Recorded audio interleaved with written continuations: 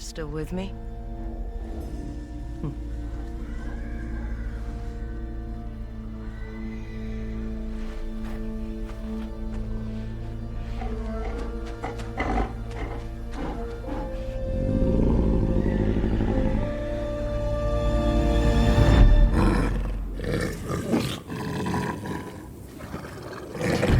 Ghost of Yote is an upcoming open-world action-adventure game from Sucker Punch that takes us to the snowy mountains of Ezo in 1603, which is now called Hokkaido.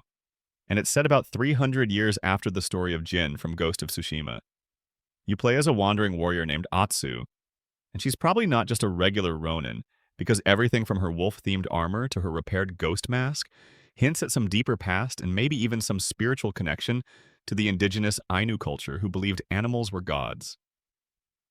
The world looks colder and rougher than Tsushima, and Atsu's fighting style feels sharper with two swords in her hands and a matchlock rifle slung on her back, which tells me the combat might be faster and more brutal. The trailer shows a wanted poster, a list of animal names crossed out in blood, and a golden ghost mask.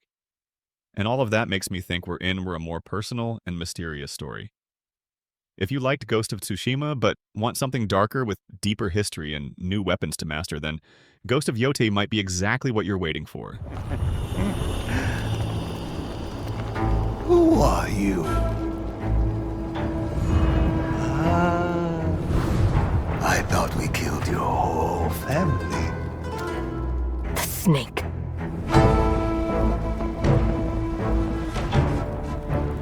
The Oni. The Kitsune.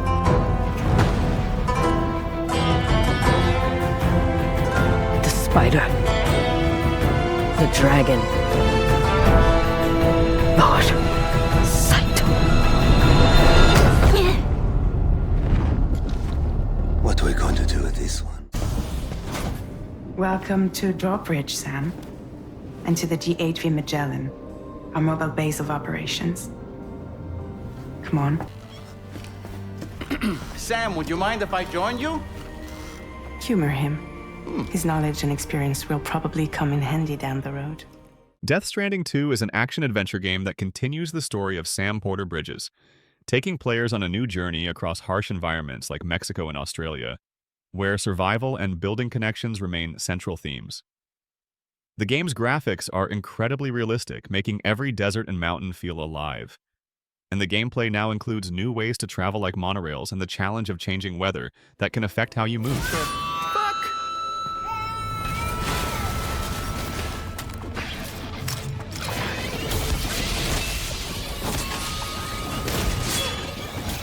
Combat has gotten deeper with more enemy types and new tools that let you choose between stealth, fighting, or avoiding conflict altogether, while the story introduces new characters and political tensions that add layers of mystery to the experience. Please understand, Sam.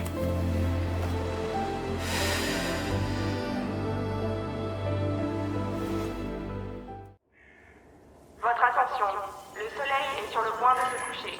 Tous les citoyens sont priés de se mettre à l'abri en intérieur. Blade is bringing serious style to the vampire hunting scene with a gritty story set in a locked-down Paris crawling with the undead.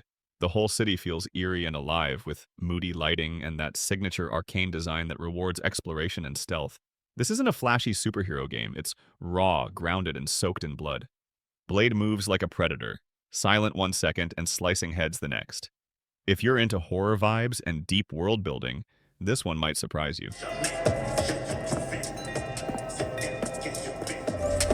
Relax, man. I don't bite.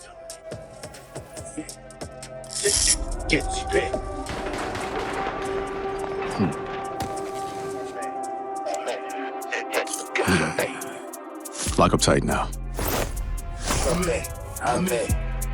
Night's just getting started.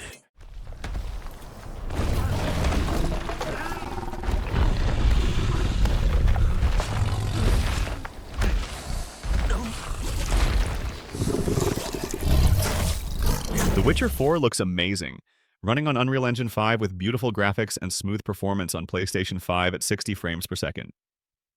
You play as Ciri, a skilled monster hunter, exploring a huge world called Kovir filled with dense forests and lively towns. The game features very realistic horse riding with Ciri's loyal companion Kelpie, who moves and reacts naturally. The world feels alive with detailed foliage, dynamic lighting, and characters that respond to what you do. This next Witcher game promises to be the most immersive open-world RPG yet, combining art and technology in a stunning way. Salt.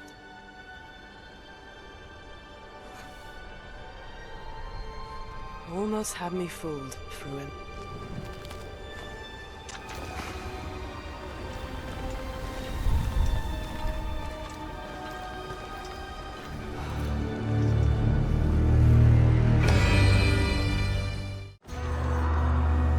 Every man has an animal within. If you push too much, you might unleash the beast. Dying Light: The Beast is a first-person open-world action horror game, and it's actually a standalone spin-off that started out as DLC for Dying Light 2, but evolved into something much bigger. Hey, Olivia, the gas worked. That freak came here. Did you manage to kill it? Yeah. Well, thank God. You still play as Kyle Crane, but this time the world feels darker and more brutal, and honestly, the whole setting just hits different. Instead of tall city skylines, you're moving through dense forests, crumbling towns, and underground tunnels, and the tone feels way more personal.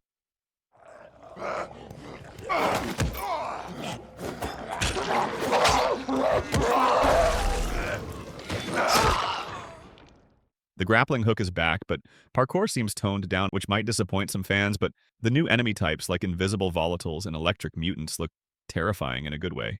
And with fully cinematic cutscenes and destructible environments, it already feels like a major step up from Dying Light 2.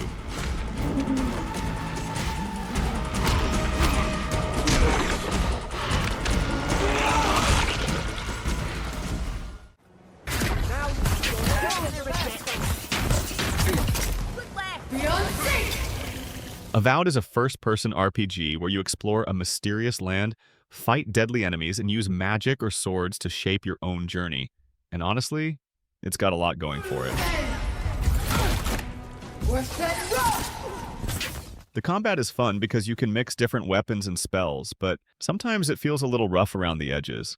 The world is rich with lore and cool places to discover, but there are moments where it feels a little too empty. The story has some strong moments and lets you make meaningful choices, but it doesn't always feel as exciting as it could be. It's a solid RPG with great potential, and while it's not perfect, it's still worth checking out if you enjoy deep fantasy worlds.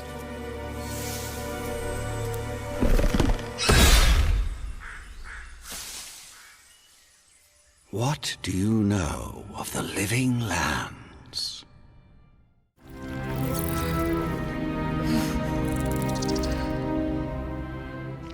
Okay, so Baldur's Gate 3? This is probably my most played game on this list, and I think it's actually one of the best games of the last 5 years. The story just pulls you in and doesn't let go with these amazing characters you meet along the way, and the world is massive and so much fun to explore. You can wander around for hours and hours and still find something new, and the open world is packed with secrets and surprises. It's got that classic Dungeons & Dragons feel, but with really cool modern graphics. And the combat is turn-based, which I know can be a turn-off for some people, but honestly, it just works perfectly and gives you time to really think about your moves. I just love how much freedom you have in this game to create your own character and story.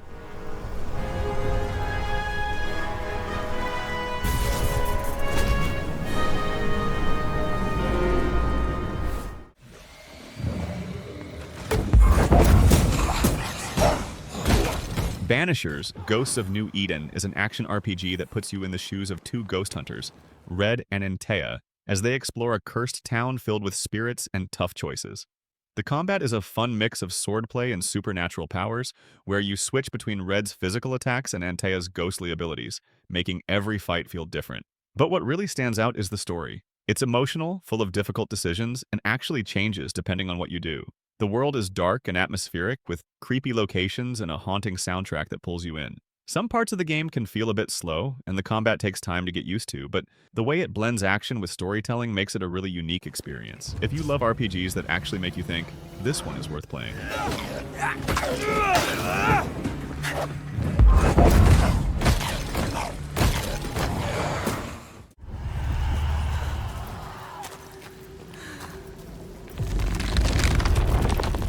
Senua's Saga Hellblade 2 is seriously intense. I mean, seriously, this game is not for the faint of heart.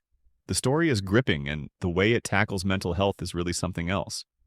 What have you done? Stop.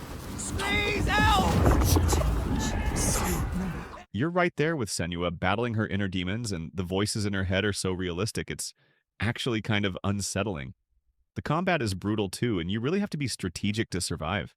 I found myself holding my breath during some of the bigger fights, but what really blew me away were the visuals.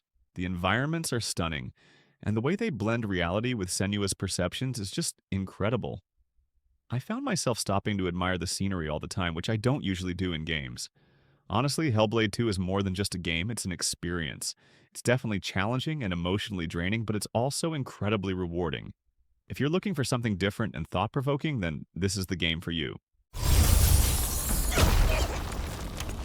Black Myth Wukong is a visual masterpiece with next-level graphics and environments so detailed and atmospheric that I felt like I was exploring a living painting.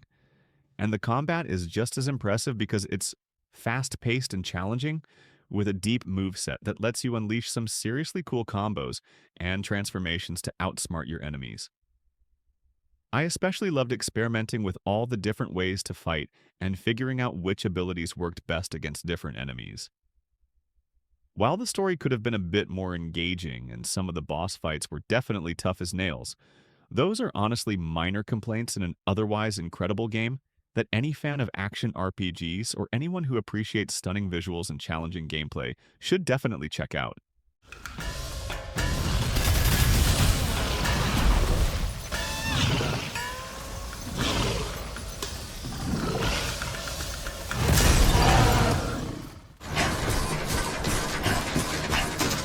Okay, so I jumped into Death Stranding, and honestly at first I was like, what am I even doing? You're basically this delivery guy just walking around this crazy landscape carrying tons of stuff and trying not to fall over, which is way harder than it sounds. There are these weird invisible monsters that try to grab you, and you have to hold your breath to avoid them, which is kind of creepy.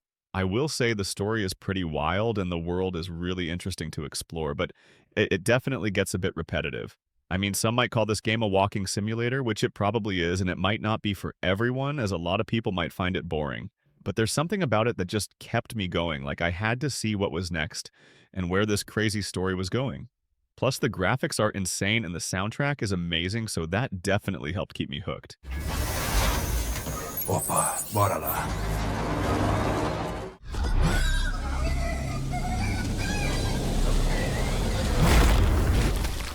Stalker 2 Heart of Chernobyl is finally here, and it was definitely worth the wait. This game is a hardcore survival experience that throws you into a bleak and unforgiving world where danger lurks around every corner.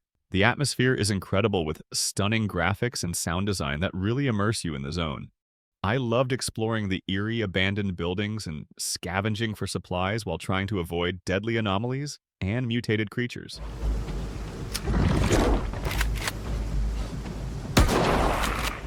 The gunplay is intense and the survival mechanics are challenging but rewarding. It's not a game for everyone, though, as it can be pretty unforgiving and you'll need to be patient and strategic to survive. But if you're looking for a truly immersive and unforgettable survival experience, then Stalker 2 is definitely worth checking out.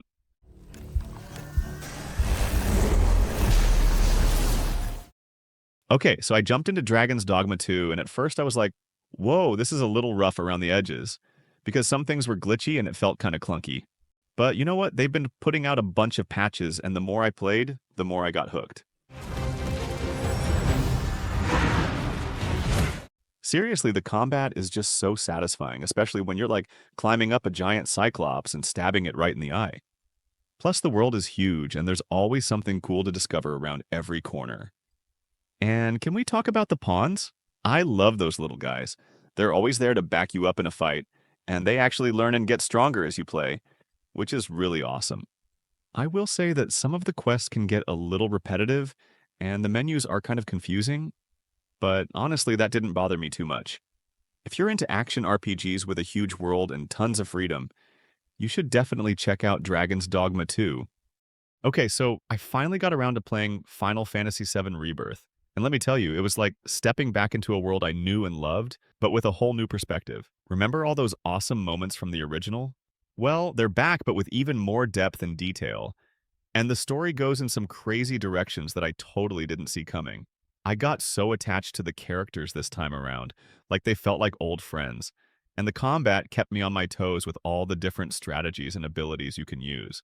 Honestly, I did get a little lost in those massive dungeons sometimes, and the story kind of dragged in a few places, but overall it was an amazing experience that brought back so many memories and made me fall in love with Final Fantasy VII all over again. If you're a fan of the original, you owe it to yourself to check out Rebirth. Bring it! The place is coming down!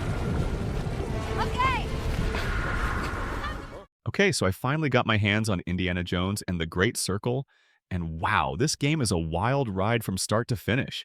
You get to explore all these amazing locations like ancient temples and hidden cities, and the puzzles are really clever.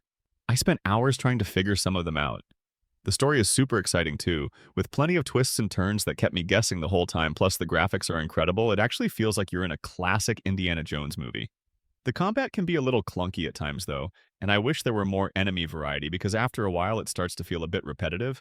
Should have left this alone. Yeah? Well, should have done a lot of things. But honestly, those are just minor nitpicks in an otherwise awesome game. If you're a fan of Indiana Jones or just love a good action adventure, then you definitely need to check this one out.